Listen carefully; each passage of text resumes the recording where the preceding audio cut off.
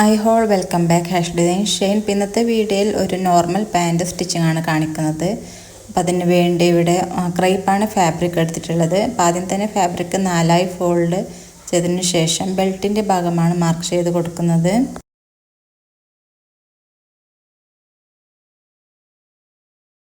ബെൽറ്റിൻ്റെ length കൊടുക്കുന്നത് 3 ഇഞ്ചാണ്, അതായത് വേസ്റ്റിൻ്റെ ലെങ്ത്ത്. വിഡ്ത്ത് കൊടുക്കുന്നത് വിത്ത് സീം അലവൻസ് 12.5 വിഡ്ത്ത് കൊടുത്തിട്ടുള്ളത്, ഇവിടെ മാർക്ക് ചെയ്തിട്ടുള്ളത്.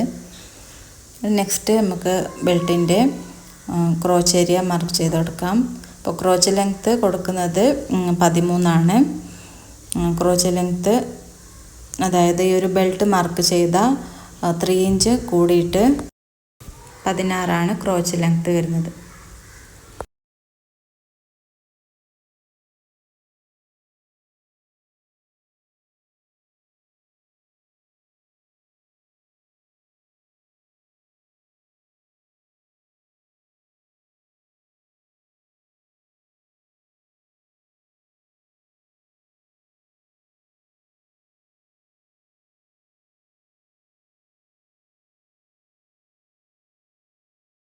ആംഗിൾ വിഡ്ത്ത് കൊടുക്കുന്നത് 6.5 പ്ലസ് ഒരു 1/2 ഇഞ്ച് സീം അലവൻസ് കൊടുക്കാം.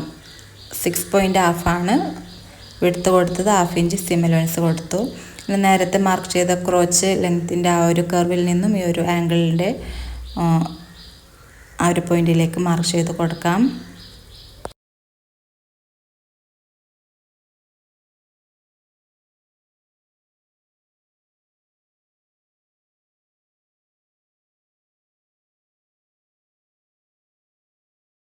ഇനി രണ്ടാമത്തെ ലൈനിൽ കൂടി കട്ട് ചെയ്തെടുക്കാം, അതായത് നമ്മൾ സീം അലവൻസ് കൊടുത്ത ലൈനിൽ കൂടി കട്ട് ചെയ്തെടുക്കാം.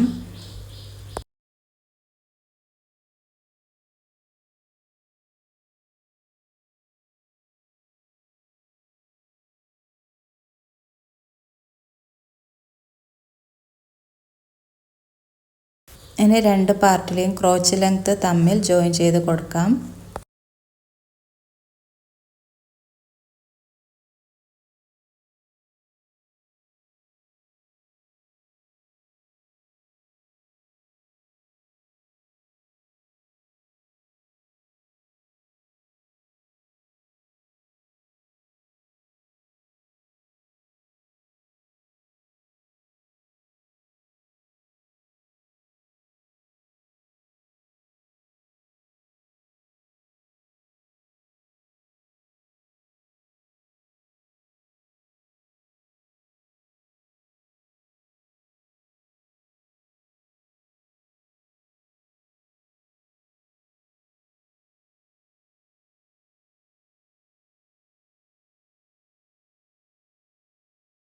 ഇപ്പോൾ ബെൽറ്റ് ഫോൾഡ് ചെയ്ത് സ്റ്റിച്ച് ചെയ്യുന്നതിന് വേണ്ടി 3 ഇഞ്ച് ലെങ്ത്ത് സ്പേസ് കൊടുത്തിട്ടുണ്ടായിരുന്നു. ആ ഒരു ലെങ്ത്ത് എല്ലാ ഭാഗവും മാർക്ക് ചെയ്ത് ഫോൾഡ് ചെയ്ത് കൊടുക്കുക. അപ്പോൾ ഫോൾഡ് ചെയ്യുന്ന ടൈമിൽ ഇലാസ്റ്റിക് പോകാനുള്ള ചെറിയൊരു ഗ്യാപ്പ് എവിടെയെങ്കിലും വിട്ട് കൊടുക്കണം.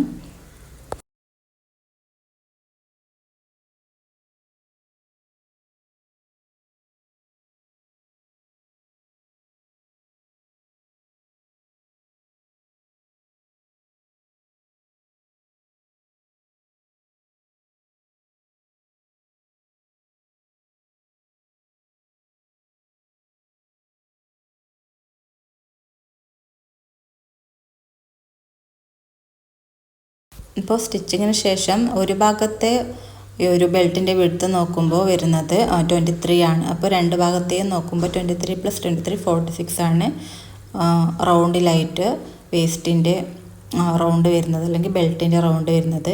അപ്പോൾ ഇലാസ്റ്റിക് നമുക്ക് ഒരു 31 ആയിട്ട് എടുക്കാം. 46 റൗണ്ട് വരുന്നത്, അപ്പോൾ ഇലാസ്റ്റിക് 31 ആയിട്ട് എടുക്കാം.